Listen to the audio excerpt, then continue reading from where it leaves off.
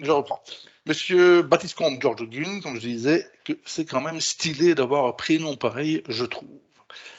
Alors, Monsieur Gunn a eu une carrière qui n'avait rien à voir avec un début de carrière qui n'avait rien à voir avec l'égyptologie jusqu'au jour où il devient assistant, presque peu par hasard, d'un certain Petri, qui est quand même pas n'importe qui. À la suite de ça, pendant 5 ans, il sera l'assistant d'un certain Gardiner, je suppose que c'est un nom qui vous dit quelque chose, et puis ensuite il va publier des études de syntaxe égyptienne, donc il va étudier la grammaire égyptienne, et de cette carrière-là, vous voyez qu'en 13 ans, il finit conservateur adjoint du musée du Caire dans un premier temps, et petite faute de français ici, et en 31, il va devenir conservateur du musée bon, du musée universitaire de Philadelphie. Il publiera encore un ouvrage qui fait référence en 1947 après-guerre, qui est la publication de l'onomastique de l'ancien égyptien et qui traite de l'analyse des noms propres en égyptien ancien. Mais ce qui l'a rendu, je ne vais pas dire célèbre, mais en tout cas un élément important de sa carrière, c'est la règle qu'il a mise en évidence. Ici, vous avez la possibilité, si vous souhaitez approfondir le sujet, c'est un article qui m'a servi de base à cette petite présentation et qui est donc ici une publication un peu ancienne déjà, 94, sur la négation, la non-existence en égyptien ancien, publié par Andy Lankry. Cet article-là est disponible en ligne, on peut le télécharger en PDF. Je vous mettrai, vous avez ici la référence, enfin, le lien pour le télécharger, il est disponible sur Internet. Alors, la règle de Gunn, qu'est-ce que c'est? Elle se résume par ces deux phrases. La négation du présent sgem égale f et n sgem.n égale f et non n sgem égale f. La négation du passé est sgem.n égale f, du passé sgem.sgmnf, qu'on connaît, et n sgem égale f et non n sgem.n égale f. Si on a peu de bagages en égyptien ancien, on est tout perdu, bien entendu. Si on a un peu plus de bouteilles, on va comprendre que les paradigmes SGMF et SGMNF vont être niés. Et on va voir que, ici on peut déjà passer ceci, que c'est une des règles qu'on retrouve dans un ouvrage également que je vous conseille, c'est sur la syntaxe et la morphosyntaxe, autrement dit la grammaire, c'est que toute négation procède d'une affirmation. Pour qu'il y ait négation, il faut qu'il y ait une négation, il faut qu'il y ait une affirmation précédente. Et cette chose niée va s'exprimer de la même manière que la chose affirmée. Donc en fait, une négation, c'est une affirmation, sauf qu'on va mettre des marquants de la négation. Donc on va mettre des signes en morphosyntaxe et en syntaxe qui vont marquer la négation. L'étude de cette négation comporte donc l'étude du marquant en question, et en égyptien ancien, nous avons 3 marquants principaux. Nous avons le N qui est ici, qui phonétiquement et hiéroglyphiquement peut se marquer par un N tel que celui-ci, et d'une manière un peu plus claire, d'un point de vue symbolique, si j'ose dire, c'est les 2 petits bras qui ont l'air de dire « c'est pas moi, j'ai rien fait, c'est pas de ma faute », qui lui marque un peu plus la négation. Donc ce sont les 2 signes. Déjà, le fait d'avoir un N ici posera de nombreux problèmes, on va le revoir. On a ensuite un autre marquant qui est celui-ci, avec le double N qui réunit les 2 signes ici, qui servira à marquer également certaines formes de négation. Et enfin, nous avons les thèmes M, qui sont ici, qui sont notamment, on verra, au niveau des impératifs négatifs. Alors, ces 3 marquants-là vont se retrouver dans des structures grammaticales égyptienne, et il faudra faire une distinction entre les trois types de négations qui peuvent exister, et le fait que, donc ça ce sont l'aspect, mais également que cet aspect se marque dans une temporalité. On peut dire il n'existait pas ou il n'existait pas. On aura donc d'un point de vue aspectuel 3 choses: la négation d'une action ou d'un fait, ceci n'a pas eu lieu, je ne mens pas, je n'ai pas menti. l'absence d'une action ou d'un fait, donc cela n'existe pas, cela n'a pas eu lieu, pardon, j'étais un peu vite, l'absence d'une action, c'est-à-dire ceci n'a pas eu lieu, ou également la non-existence d'une action ou d'un fait. Donc on voit qu'on est déjà sur des notions un peu différentes du français, puisqu'il y aura ce qui existe, ce qui n'existe pas. Ensuite, on aura deux possibilités. Ça peut être soit une négation qui se place en principal, je ne mens pas une seule fois, je n'ai jamais fait cela, mais on a également la variante qui utilise les mêmes marquants que précédemment, qui s'appelle en subordonné et qui va plutôt marquer un sans que ou un ce qui n'est pas. Donc en subordonné, ça veut dire que la phrase qui va utiliser cette négation sans que doit venir obligatoirement après une proposition principale qui, elle, peut être tout à fait affirmative. Un exemple concret de ces deux types d'affirmation de négation, on aura ici ne pas, une négation, on est sur des formes SGEM, donc des formes verbales, et ici j'ai un je, ne pas, penser, j'ai mis le verbe à l'infinitif volontairement, je vais y revenir, rejoindre cette résidence. Nous sommes ici dans Sinoué, qui raconte un peu sa vie et son expédition et tous ses voyages. Et ici, si j'ai mis le verbe à l'infinitif, c'est parce que si on le prend tel quel, d'après les règles grammaticales générales, je vais traduire ceci, je ne pense pas. Ça paraît très logique. Il n'y a pas de marqueur du passé. Or, là, la règle de Gunn va nous indiquer que ceci peut se traduire au passé. Alors, également, non seulement la règle de Gunn intervient, mais on aura également simplement le contexte du récit qui nous informe sur justement non seulement l'aspect, mais également j'y arriverai, mais également l'aspect la temporalité. Alors, cette phrase intervient donc ici. L'autre forme de sans que, l'autre forme, je dis, il y a le ne pas et le sans que. On aura une autre phrase qui est ici, toujours tirée du texte de Sinoué, où on apprend que le faucon, formule emphatique, le faucon c'est évidemment Pharaon, il vole, il s'envole avec son armée, sans qu'il ne donne à savoir cela à son armée. Donc, dans l'épisode, lorsqu'on lit l'intégralité du texte, on apprend qu'il y a eu une révolution de palais, et du coup, le monarque s'envole avec une partie de son armée, mais il n'a pas envie que le reste de l'armée apprenne cela, à la peur que, sans doute, l'armée soit démoralisée par le départ de son chef. Et donc, vous voyez qu'ici, on a une négation en principal, et ici, une négation en subordonné, sans que, qui vient après une phrase qui, elle, est tout à fait affirmative.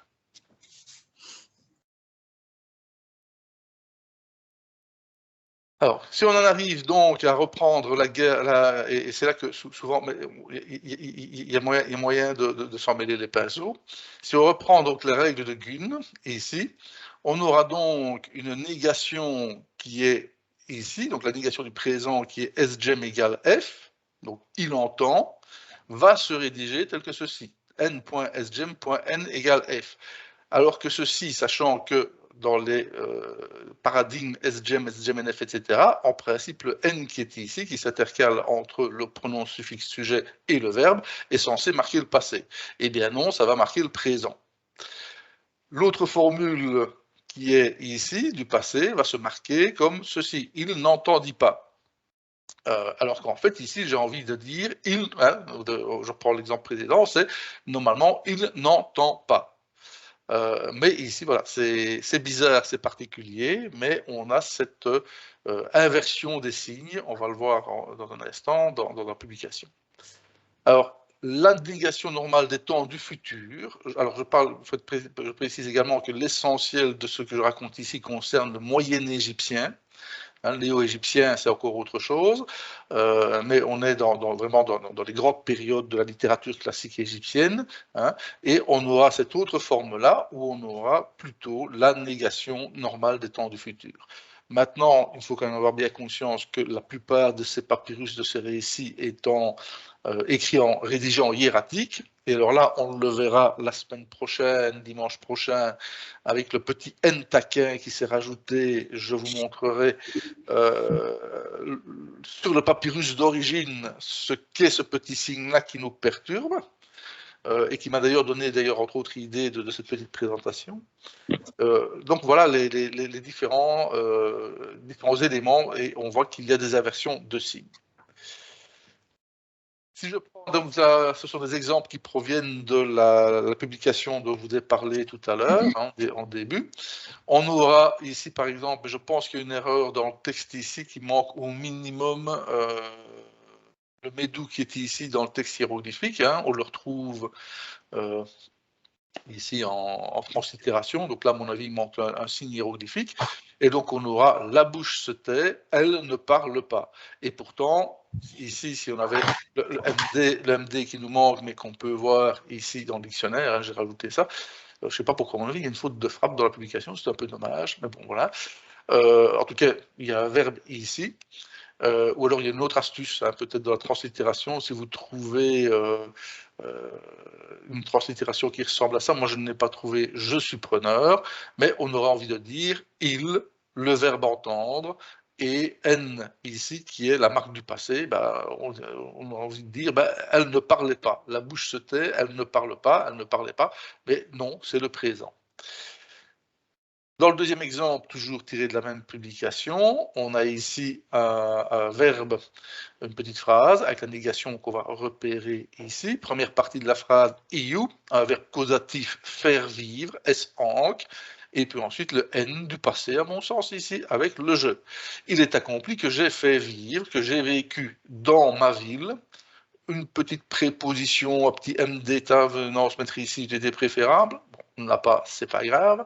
Mais donc, il est accompli que j'ai vécu, que j'ai fait vivre. Non, pardon, non, c'est juste. Vous voyez, il ne faut jamais aller trop vite. Je reprends. Il est accompli, que j'ai fait vivre au passé, j'ai fait vivre, non pas dans ma ville, comme je voulais le dire, mais que j'ai fait ma ville, ville mienne, c'est tout à fait correct, complément d'objet donc dans ce cas-là, sans que, et donc là on se retrouve avec la deuxième forme, en subordonné, sans que je n'ai enlevé ou j'ai dû enlever des filles de bonne famille. Et donc à ce moment-là, on comprend que cette partie ici, si il est accompli que j'ai fait vivre ma ville sans devoir faire de l'importation de jeunes filles, c'est un peu terrible quand même ce qu'il dit. Et ici ne peut que se transcrire forcément, s'interpréter au passé, puisque c'est manifestement dans une biographie funéraire, et que si cette biographie elle est funéraire, c'est que le défunt il est un petit peu mort, et donc que c'est du passé. Donc voici ici une autre variante où on va l'écrire avec ici, on a envie de dire je n'ai pas enlevé, je n'ai pas capturé de filles de bonne famille, mais non, il va falloir le traduire, je n'ai pas, je n'avais pas, le mettre au passé.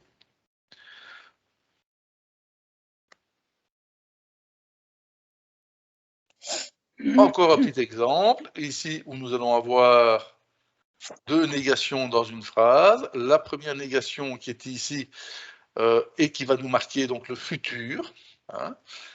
Et le futur va se déduire également du contexte, c'est très important. Nous avons ici le verbe dit, n, nous, la préposition, donc on démarre sur une phrase verbale. Ici, c'est nous ne laisserons pas, nous n'accorderons pas ton passage. Ici, sur le propos des montants, c'est pas le plus important. Et deuxième négation ici, sauf. Donc dans ce cas-ci, on est en subordonné, donc ça sera plutôt sans que, mais bon, on peut le traduire par sauf aussi, sans que certes, petit pronom is qui est ici pour renforcer la négation, sans que tu ne dises, tant que tu n'aies dit nos noms ici. On comprend donc que dans la phrase qui est ici, donc nous sommes dans un des épisodes du livre des morts et où les personnages, durant les 12 heures de la nuit, doivent franchir les 12 portes nocturnes. Et à chaque fois, ils doivent saluer le gardien de la porte pour que ce gardien les laisse passer et accéder à l'heure suivante. Mais on comprend bien qu'il faut ici comprendre le futur, puisque l'action d'avoir l'accord du passage ne viendra que s'il parvient à prononcer son nom. Donc, en gros, si tu peux, les montants de la porte lui disent, si tu peux dire notre nom, alors nous te laisserons passer, nous te laisserons franchir la porte. Et donc ici, on a bien donc cette notion dont je parlais tout à l'heure, qui est la notion de la négation du futur. Je vous ai remis ici un petit extrait donc, du texte dont je vous conseille la lecture. Ce qu'il faut retenir en premier, c'est que dès lors que dans une forme verbale, on a un N qui se balade quelque part, il faut vraiment se méfier, dans le sens où, c'est simplement, je vais reprendre la phrase complète qui est ici parce que c'est très bien écrit, il n'y a pas besoin de le dire autrement. Donc, la version négative d'un énoncé positif ne se résume pas au simple mélange de la version positive plus un marqueur de négation. Et le contexte a toute son importance également, bien entendu, et c'est d'autant plus sensible avec la particule N que l'on assiste à un véritable bouleversement des formes conjuguées. Dès lors qu'on passe de la forme affirmative à la forme négative, on voit qu'il y a vraiment un méli-mélo, il y a une inversion des us et coutumes de la conjugaison suffixale égyptienne. Pour terminer ce petit exposé, donc nous avons ici, outre, comme je dis, les marquants de la négation en égyptien ancien, où on a le... Je vérifie une chose pour être certain. Non, il me semble qu'éventuellement quelqu'un frappait à la porte. Mais ce n'était pas le cas. On a donc ce qu'on appelle aussi le verbe de négation, mais ça, ce sont des appellations que je trouve embêtantes et qu'on retrouve dans certaines grammaires parce que c'est source de confusion. Pour moi, un verbe, c'est pas ça. Et donc, on va retrouver en tout cas ce verbe thème qui signifie, on dit que c'est un verbe de négation, mais dans ce cas-ci, il est plus utilisé comme indicateur ou particule proclitique, se rapproche plus d'un iou que véritablement d'un verbe, mais qui est aussi, il est vrai, le verbe achever, terminer, cesser de.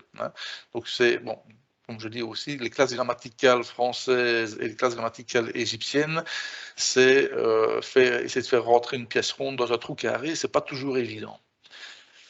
On a donc ces différents éléments, thème ou M, donc que l'on peut retrouver écrit à l'actif, cesser d'écouter, ne plus écouter, tm.f, sgemu. Normalement, il y a dans ces cas-là un ou, mais elle n'est pas systématiquement, enfin, ces deux désinences ne sont pas systématiquement indiquées, et qui plus en néo-égyptien, ça évolue. On a donc ici à l'actif une forme plutôt thème qui est vraiment un impératif négatif, non, pardon, c'est le suivant, qui est une négation simple ici à l'actif. On a à l'optatif un souhait, puisse-t-il, donc là c'est plutôt, on va le retrouver écrit sous la forme imi, et puis sous la forme m, le vététif qui est une forme de n'écoute pas, qui est donc un peu plus une forme d'impératif. Voilà. Maintenant, encore une fois, quand on parle de ces différentes formes de négation, on est également sur la nécessité de remettre toujours le texte dans le contexte. Il est clair que puisse-t-il ne pas entendre, lorsqu'on souhaite quelque chose à un égyptien ancien, il y a de fortes chances que le F qui est ici, que le il soit un... soit un personnage de type pharaon, eh bien, ça influence le sens. Maintenant, même en égyptien, mais on retrouve ça dans d'autres langues, notamment en japonais également, on peut avoir des formes pour lesquelles le contexte est important, dans le sens où, je cherche un exemple, si en français je dis silence, point d'exclamation, ça peut également se traduire par ne faites plus de bruit, qui, elle, est un impératif négatif. Donc voilà, ça c'est, le contexte est évidemment essentiel. On a donc le N, le NNN, le thème, le M. Et on terminera par une confusion possible avec le NNN qui est ici, qui est donc la négation du futur, et ça introduit un peu, j'allais dire, introduit un peu cela. Mais on a également, comme je vous l'ai dit, hein, donc il y a la négation en principal, ne pas, en subordonné, sans que. Cette négation peut marquer la non-réalisation d'un fait, peut marquer l'absence d'un fait, mais peut aussi marquer l'inexistence d'un fait. Et dans ce cas-ci, on a des formules telles que celle-ci, où on aura le n qui est ici. Donc je sais très bien que tout à l'heure, je vous ai dit que ceci, c'était la marque de la négation du futur, mais dans certaines expressions, on a ici carrément une espèce de prédicat quasiment adjectival et qui est au-delà de la simple particule. Mais on le retrouvera dans des expressions spécifiques. Donc ici, c'est le prédicat qui est ici. Donc hein, mon sujet, c'est son écoute avec un complément prépositionnel pour l'éternité. Et ici, on va dire ici une négation donc de notre existence. Donc, ce sera il n'y aura pas d'écoute pour l'éternité. Et donc, on va vraiment marquer le fait qu'il est sourd, mais pour l'éternité. Une dernière formule pour achever ce petit exposé, qui est l'expression jamais, qui est assez qu'on rencontre régulièrement, qui va donc s'écrire avec la forme SP, ici, SP, qui est donc la marque des répétitions. Et donc, on ira ici, jamais, ça veut dire ici, il n'y a jamais eu de répétition de son écoute. Donc, il n'a jamais écouté. Et donc, on va avoir ici une expression qui permettra de marquer l'inexistence d'un fait.